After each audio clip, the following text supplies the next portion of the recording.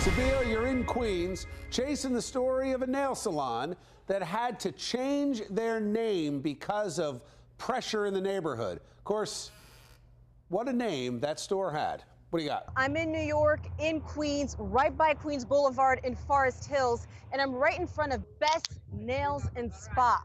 Now, that's the sign right now, but this salon used to be called ISIS Nail Salon, and that created a whole host of controversy and headaches for the owner. I spoke to the owner, Charlene. She actually picked this name back in 2010. I decided to use this name, and that was the 2010. Right. It's way before all this terrorist happened.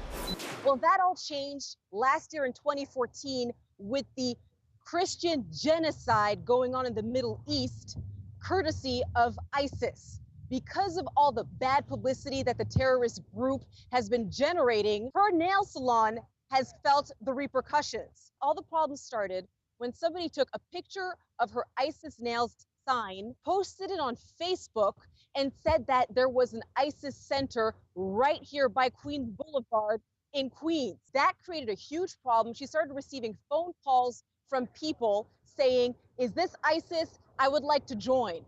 She assumed those phone calls were pranks, but she even got contacted by the police. We don't know for sure, but we can only assume that they did their own investigation and found that this is not a terrorist center.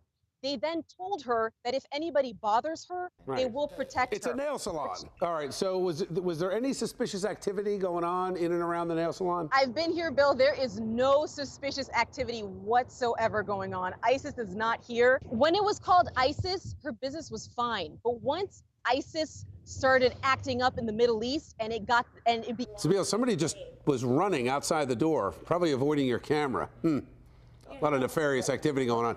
Sabia, let me ask you, did it ever occur to Charlene that once they started cutting people's heads off and releasing these videos that maybe the name ISIS in big letters on her sign might cause some controversy? I mean, did it occur to her? I'm finding it hard to believe she's just an innocent victim here. I don't understand your question that you find it hard to believe she's an innocent bystander here. If you go across New York City, there'd be 1,000 places, hair braiding called ISIS, because again, an Egyptian goddess, princess. I mean, and that's been known forever. When I was a kid, I used to watch the Captain Marvel, Almighty ISIS Power ISIS Hour. Stores in New York. No, but that's the thing is, like, her name predated whatever happened in the Middle East. But what's regrettable is that she has to change it. Hey, that's like saying like the Hindu god Vishnu has a symbol. One of the 108 symbols is a swastika.